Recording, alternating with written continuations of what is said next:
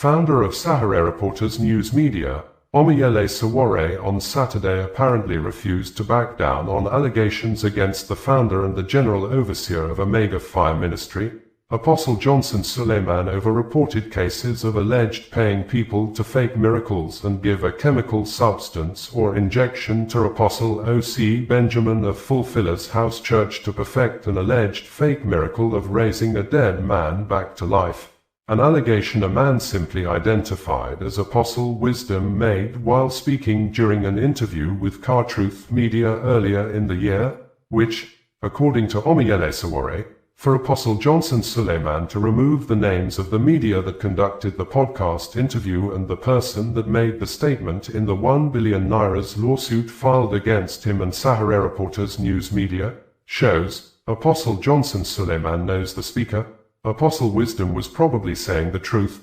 This, Omoyele Sowore stated in reaction to the statement earlier made by Apostle Johnson Suleiman on his personal social media accounts on Saturday, accusing the founder of Sowore Reporters, Omoyele Sowore, of always trying to play the victim's role that wants to be persecuted for fighting for Nigeria, whenever a case is filed against him in the court of law for passing across false and misleading information to defame someone's character, saying that forgiveness is predicated on the admission of guilt and one cannot forgive someone who has neither acknowledged wrongdoing nor shown remorse.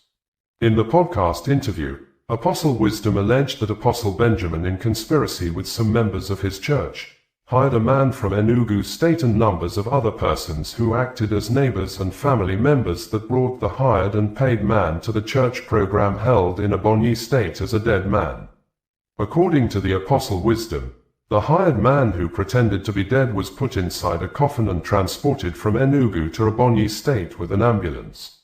He said the coffin was not covered until the man was brought closer to the church to avoid him being killed out of suffocation. Apostle Wisdom said the initial plan was to inject the hired and paid man with an injection Apostle Johnson Suleiman allegedly gave to Apostle Benjamin. Apostle Wisdom added that Apostle Benjamin refused to use the injection because he was afraid that the chemical substance may kill the hired and paid man. Hence, they decided to open the coffin until the time for the fake and staged miracle was to be conducted. To buttress his facts, Apostle Wisdom said the man that was brought as if he was dead to the church program was sweating because the few minutes the man was covered inside the coffin, he suffered some level of heat that made his body start sweating. Sowore, in numbers of statements between Friday and Saturday, said, "For your information, Apostle Johnson Suleiman has sued me regarding the controversy surrounding his alleged support for individuals faking miracles during an interview conducted by Truth. This lawsuit marks the second occasion Apostle Johnson Suleiman has taken legal action against me over contentious decisions made during his ministry, following a previous lawsuit concerning Stephanie Otobo that he later amended and removed Otobo. The case has been ongoing for approximately 8 years. And the most straightforward aspect of apparent unsafe nature of Nigeria was recorded again on Sunday in the southeast geopolitical zone of the troubled West Africa country after suspected terrorists launched multiple attacks in Anambra State, killing several numbers of persons after the suspected terrorists attacked a church at Lilu community within Ihiala local government area in the morning and burned part of the Saint Andrews Anglican Church, where the wife of the pastor was brutally murdered at the spot, and in the evening, the suspected terrorists took the hit to Anambra Market in Nawfia community and shot sporadically into the Afor Market in the Njikoka local government area, causing several casualties, with video evidence from residents indicating that 4 of the bodies died on the spot and were in their pool of blood, and large numbers of others rushed to the hospital. The Nigeria police force has confirmed the suspected terrorists' attack on Anglican Church in Lilu, but yet to issue statement as at the time of filing in this report on Monday morning over the attack on Market in Nawfia. According to residents, yet to be ascertained total numbers of persons were killed when some unknown armed men launched an attack near the Afor Market junction in Nawfia community, in Njikoka local government area of Anambra State on Sunday. At Saint Andrews Church in Lilu, the venerable wife was shot and the target of the attack. The pastor escaped into hiding and was later kept at a security safe place looking traumatized. The church was burnt and the priest's properties, including his car, was set ablaze. In a statement on Sunday, Chief Daniel Okoye, the President General of Nawfia Progressive Union, gave a brief account of the attack on the Anambra Market, saying, "This evening, I received with deep shock the tragic news of an attack at the Afor Market junction in Nawfia community.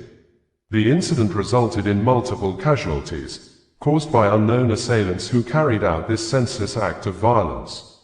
I strongly condemn this heartbreaking incident and the attempt to disrupt the peace of our beloved community. I have already contacted the relevant security agencies, and investigations are underway to uncover those responsible. I appeal to all NDI Nawfia to remain calm, stay vigilant, and continue to cooperate with security operatives as they work tirelessly to restore normalcy and ensure our safety. My thoughts and prayers are with the families affected. On behalf of the Nawfia Progressive Union, I extend our deepest sympathies and assure you that we are fully committed to supporting efforts aimed at protecting lives and maintaining peace in Nawfia." Anambra State Command of the Nigeria Police Force, in a statement on Monday early morning, said, "The Commissioner of Police, Anambra State Police Command, CP Ikioye Oratugu, condemns in the strongest terms the attack in the morning of the 7th of December 2025, carried out by armed criminals, which resulted in the death of one person confirmed with serious injuries inflicted on a few others, including the church building partially burnt, and other properties destroyed at a church premises in Lilu, Ihiala local government area." The CP states that this heinous and abominable act, committed against innocent worshippers, is not only an assault on the community but a grave affront to our shared values of peace, sanctity of life, and freedom of worship. The command extends its deep. President Bola Ahmed Tinubu of Nigeria has expressed happiness that Nigeria troops, both air and land soldiers, have successfully foiled the coup attempt in Benin Republic on Sunday, saying, "Latest report from the Benin Republic indicated that Colonel Pascal Tigri, the leader of the mutineers who seized the country's national television on Sunday, is on the run, and some other members of the group have been arrested as the defense and security forces in the country thwarted the attempted putsch, and, according to the Nigeria president, Nigeria government acted on two separate requests from the government of Benin Republic, saying, President Tinubu first ordered Nigerian Air Force fighter jets to enter the country and take over the airspace to help dislodge the coup plotters from the national TV and a military camp where they had regrouped, and secondly ordered ground troops into the Benin Republic territory, which the Nigeria military troops have been confirmed to have taken positions in both air and land space in the Benin Republic, with some local residents saying a few minutes ago that the gun battle is still ongoing. Bayo Onanuga, the spokesperson to the Nigeria president, in a number of statements on Sunday said, "Coup in Benin fails. Mutineers in military uniform, who attempted to overthrow President Patrice Talon's democratic government on Sunday in the Republic of Benin, have failed. The mutineers seized the national TV after failing to enter President Talon's residence." The latest report from Cotonou said the National Guard has taken control of the situation and surrounded the television station. According to 24 Hours in Benin, discussions are underway with the mutineers, now holed up inside the station. Benin's Interior Minister, Alassane Sidou, says the country's armed forces have thwarted an attempted coup. His statement came after soldiers appeared on state television and announced the removal of President Patrice Talon, the closure of borders and suspension of political parties. President Bola Ahmed Tinubu has commended the gallantry of Nigeria's military on Sunday for responding swiftly to the request by the government of Benin Republic to save its 35-year-old democracy from coup plotters who struck at dawn today. Acting on two separate requests from the government of Benin, President Tinubu first ordered Nigerian Air Force fighter jets to enter the country and take over the airspace to help dislodge the coup plotters from the national TV and a military camp where they had regrouped.